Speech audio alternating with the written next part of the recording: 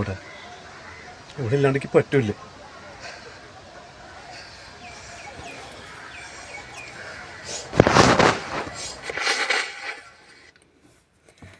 കണ്ടല്ലോ, ഇതാണ് എന്താ അവസ്ഥ എന്ന് മനസ്സിലായോ?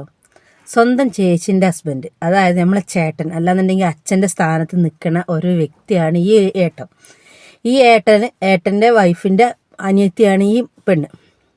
രണ്ടാളും കൂടി ഒളിച്ചോടിപ്പോയി. എന്നിട്ടോ ലൈവിൽ വന്ന് കാണിക്കുന്ന കോപ്രായങ്ങളാണ് ഈ കണ്ടത്. ഓക്കെ, ഇതൊന്നുമല്ല, ഒരുപാടുണ്ട്. ബാക്കി കണ്ടു. ഇഷ്ടത്തിലാണ്. അത് ഒരാൾക്ക് മാത്രമേ അറിയുള്ളൂ, ചേച്ചിക്ക് മാത്രമേ അറിയുള്ളൂ. ചേച്ചി ഒന്നും മിണ്ടാണ്ട് വെക്കായിരുന്നു. കുത്തുന്നുണ്ട്. എനിക്ക് ഏട്ടല്ലാണ്ട് ഒരിക്കലും ജീവിക്കാൻ പറ്റില്ല. അങ്ങനെ തന്നെയാണ് ഏട്ടനുള്ളത്.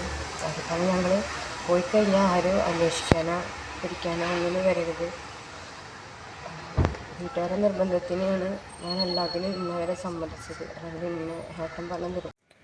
കണ്ടല്ലോ, വേറൊരു പയ്യനുമായിട്ട് വിവാഹം ഉറപ്പിച്ച പെണ്ണാണ് ഈ പെണ്ണ്. അപ്പോൾ വർഷങ്ങളോളമായിട്ട് സ്നേഹത്തിലാണ് ഇവർ, ഈ ചേട്ടനും ഈ അനിയത്തി. അപ്പോൾ അവർക്ക് വേർപിരിയാൻ കഴിയണില്ല. ഈ എല്ലാ സംഭവങ്ങളും അറിയാൻ വൈഫിന് അറിയാമെന്നാണ് പറഞ്ഞത്. അപ്പോൾ അവർക്ക് വേർപിരിയാൻ കഴിയണില്ല, അതുകൊണ്ട് അവർ ഒളിച്ചോടി പോകണം. എല്ലാവരും ഞങ്ങളോട് ക്ഷമിക്ക്.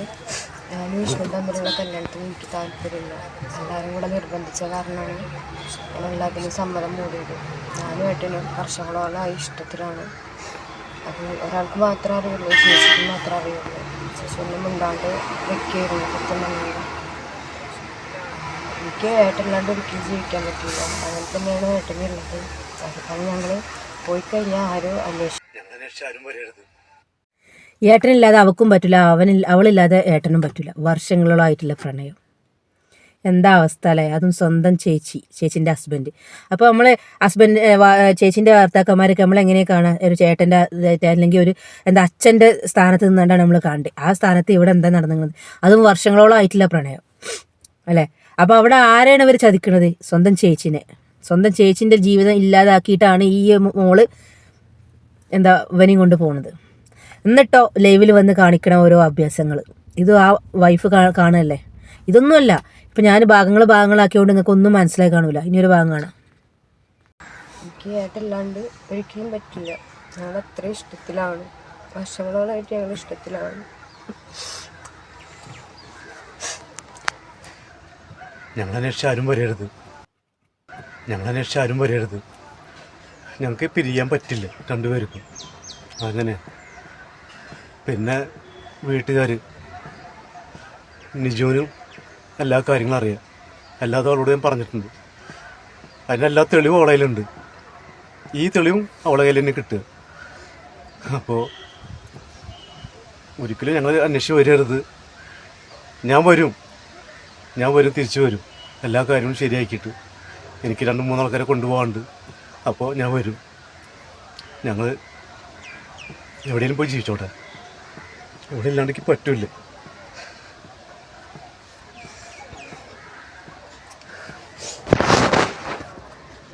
നിജോ എന്ന് പറയുന്നത് പുള്ളിക്കാരൻ്റെ വൈഫാണ് കേട്ടോ. വൈഫിന് എല്ലാ സംഭവങ്ങളും അറിയാമെന്നാണ് പറഞ്ഞത്. വൈഫുമാണെന്നുണ്ടെങ്കിൽ ക്ഷമിച്ചിട്ടുണ്ടാവും. കാരണം സ്വന്തം അനിയത്തിയാണ്. പ്രശ്നങ്ങളൊന്നും ഒരു പുറം ലോകം അറിയിക്കാതെക്കാൻ വേണ്ടിയിട്ട് ക്ഷമിച്ച് കൂടെ നിന്നിട്ടുണ്ടാവും. കൂടെ നിൽക്കല്ല, കാര്യങ്ങൾ വഷളാകാതെക്കാൻ വേണ്ടിയിട്ട് കാര്യങ്ങൾ പറഞ്ഞ് മനസ്സിലാക്കി കാണും. പക്ഷേ എന്നിട്ടും ചതിച്ചിട്ടാണ് ഇവർ പോണത്. ആരും അന്വേഷിച്ച് വരരുത്. പിന്നെ ലാസ്റ്റ് പറഞ്ഞൊരു ഡയലോഗ് ഉണ്ട്, എനിക്ക് 3-4 പേരെ കൊണ്ടുപോകാനുണ്ട്. അത് സ്വന്തം മക്കളെയാണ്. ആ മക്കൾ സ്വന്തം അമ്മൻ്റെ അനിയത്തിൻ്റെ കൂടെ ചാടിപ്പോയ ഒരു അച്ഛൻ്റെ കൂടെ വരാൻ തയ്യാറാവുമെന്ന് ആലോചിക്കുന്നുണ്ടോ? ഇനിയിപ്പോൾ ചെറിയ മക്കളാണെന്നുണ്ടെങ്കിൽ അവരെ എങ്ങനെയെങ്കിലും കൊണ്ടുപോകാം. പക്ഷെ കുറച്ച് ഒരു പ്രായം, ഒരു പക്വത എത്തിയ ഒരു മക്കളാണെന്നുണ്ടെങ്കിൽ, അതും ആൺമക്കളാണെന്നുണ്ടെങ്കിൽ കൂടെ വരാൻ തയ്യാറാവും നിങ്ങൾ ആലോചിക്കുന്നുണ്ടോ? ആ സ്ത്രീൻ്റെയും ആ മക്കളും ജീവിതം ഇല്ലാതാക്കിയിട്ടാണ് പൊന്നാര മോനെ നിങ്ങൾ ഈ പെണ്ണിനെയും കൊണ്ട് പോയത്. അല്ല എന്ന് പറയാൻ പറ്റുണ്ടോ? അതൊക്കെ പോട്ടെ. ഇത് നിങ്ങൾ ഒളിച്ചോടി പോവുകയാണെങ്കിൽ പോയിക്കോ, അത് വിഷയമല്ല. ഒളിച്ചോടി പോയതിന് ശേഷം ലൈവിൽ വന്ന് ഇങ്ങനെ കോപ്രായങ്ങൾ കാട്ടാൻ ആ പെണ്ണ് എത്ര ഇടങ്ങാറായി കാണുന്നുണ്ടാവും. ഈ വൈഫ് ഈ വീഡിയോസ് കാണാതെക്കൂലല്ലോ, കണ്ടിട്ടുണ്ടാവുമല്ലോ. ഈ തെളിവ് അവൾക്ക് എത്തുന്നാ പറഞ്ഞത്. അപ്പോൾ ആ വൈഫ് എത്രത്തോളം ഇടങ്ങാറായി കാണും. അതൊന്ന് ആലോചിച്ച് നോക്കി. മനസ്സിൽ സ്വന്തം അനിയത്തിയും സ്വന്തം ഭർത്താവുമാണിത്. നിങ്ങൾക്ക് ഒളിച്ചോടി പോകണമെന്നുണ്ടെങ്കിൽ നിങ്ങൾക്ക് പോവായിരുന്നു. പക്ഷെ ഈ ഇങ്ങനെ ലൈവിൽ വന്നുകൊണ്ട് പരസ്യമായിട്ട് നാറ്റിക്കേണ്ട യാതൊരു ആവശ്യമില്ല. ഇനി നിങ്ങൾ ആര് തിരഞ്ഞു വരാനേ? നിങ്ങൾ സ്വന്തം ഇഷ്ടത്തിന് നിങ്ങൾ ജീവിക്കാൻ പോയി, നിങ്ങൾ ആര് തിരഞ്ഞു വരാൻ? അത് നിങ്ങൾക്ക് ഫോൺ കോൾ ചെയ്ത് വൈഫിനോട് പറയാം, ഞങ്ങൾ അന്വേഷിക്കണ്ട, ഞങ്ങൾ പോവാണ്. അല്ലെങ്കിൽ വീട്ടുകാരോട് വിളിച്ചു പറയാം അന്വേഷിക്കണ്ട ഞങ്ങൾ പോവാണ്. പക്ഷെ ഇത് സമൂഹത്തിൻ്റെ മുന്നിൽ ആ മക്കൾ വളർന്നു വരുന്ന മക്കൾ അവരെ കുറിച്ച് ആലോചിച്ചില്ല. അതൊന്ന് ആലോചിക്കണമെന്നുണ്ടെങ്കിൽ നിങ്ങൾ ഇത് ചെയ്യൂല ഇനി.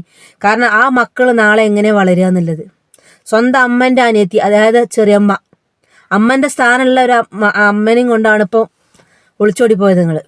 എന്നിട്ട് ഇവരെ കൊണ്ടുപോകാൻ ഞാൻ വരും, അവിടെ എല്ലാം ശരിയായതിനു ശേഷം 3 ദിവസം കഴിഞ്ഞിട്ട് ഞാൻ 3 ആൾക്കാരെ കൊണ്ടുപോകാൻ ഞാൻ തിരിച്ചു വരുമെന്നാണ് പറയണത്. എന്തൊരവസ്ഥ! എന്താണ് ഈ കാലം പോണ പോക്കല്ലേ? ഇപ്പം ഞാനിങ്ങനെ ഭാഗം ആക്കിയതുകൊണ്ട് നിങ്ങൾക്ക് ഒന്നും മനസ്സിലായി കാണൂല. അതിൻ്റെ ഫുൾ വീഡിയോസ് ഞാൻ കാണിച്ചു തരാം. ഓക്കെ, എല്ലാവരും ഞങ്ങളോട് ക്ഷമിക്കുക. ഞാനും വിഷ്ണു തമ്മിലുള്ള കല്യാണത്തിന് എനിക്ക് താല്പര്യമില്ല. എല്ലാവരും കൂടെ നിർബന്ധിച്ച കാരണമാണ് ഞാൻ എല്ലാത്തിനും സമ്മതം മൂടിയത്. ഞാനും ഏട്ടനും വർഷങ്ങളോളമായി ഇഷ്ടത്തിലാണ്. അത് ഒരാൾക്ക് മാത്രമേ അറിയുള്ളൂ, ചേച്ചിക്ക് മാത്രമേ അറിയുള്ളൂ. ചേച്ചി ഒന്നും മിണ്ടാണ്ട് വെക്കുകയായിരുന്നു. സത്യം പറഞ്ഞാൽ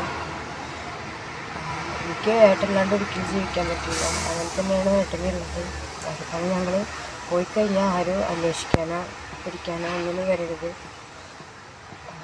വീട്ടുകാരുടെ നിർബന്ധത്തിനാണ് ഞാൻ എല്ലാത്തിനും ഇന്നവരെ സമ്മതിച്ചത്. അല്ലെങ്കിൽ ഇന്നെ ഏട്ടൻ പറഞ്ഞ് നിർബന്ധിച്ചിട്ടോ ബ്ലാക്ക് മെയിൽ ചെയ്തിട്ടോ ഒന്നും കൊണ്ടല്ല ഞാൻ ഈ ഒരു വീഡിയോ എടുക്കാൻ കാരണം. ഞങ്ങൾ പോയി കഴിഞ്ഞാലും ഇതിനെക്കുറിച്ചുള്ള ഒരു പ്രശ്നം ഞങ്ങൾക്ക് രണ്ടുപേർക്കും ഉണ്ടാവരുത്. ഞങ്ങൾ അത്രയും ആത്മാർത്ഥത സ്നേഹിച്ച ആൾക്കാരാണ്.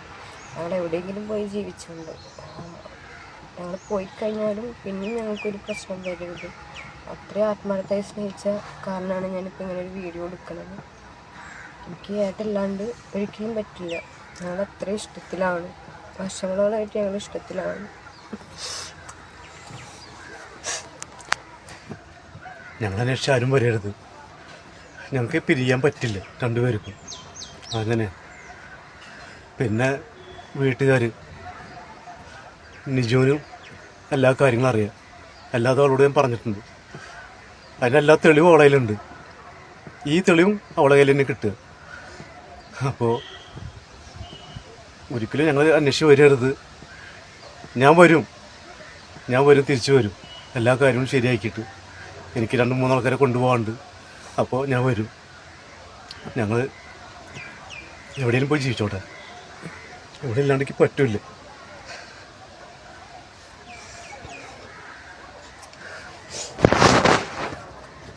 കണ്ടല്ലോ, ലൈവിൽ വന്ന് കാണിക്കുന്ന തോന്നിവാസങ്ങളാണ് അവർ. എന്തൊക്കെയാണ് ചേട്ടനില്ലാതെ അവൾക്ക് പറ്റില്ല, അവളില്ലാതെ അവന് പറ്റില്ല, എന്നിട്ട് കടന്ന് കിസ്സിങ്ങും കാര്യങ്ങളും. ഇതൊക്കെ കാണുന്ന മക്കളും ഭാര്യയും വീട്ടുകാരും ഉണ്ട്. അത് ആലോചിക്കാനുള്ള സ്വാഭാവികമായിട്ടുള്ളൊരു ബുദ്ധിയില്ല. എന്താ ചെയ്യുക?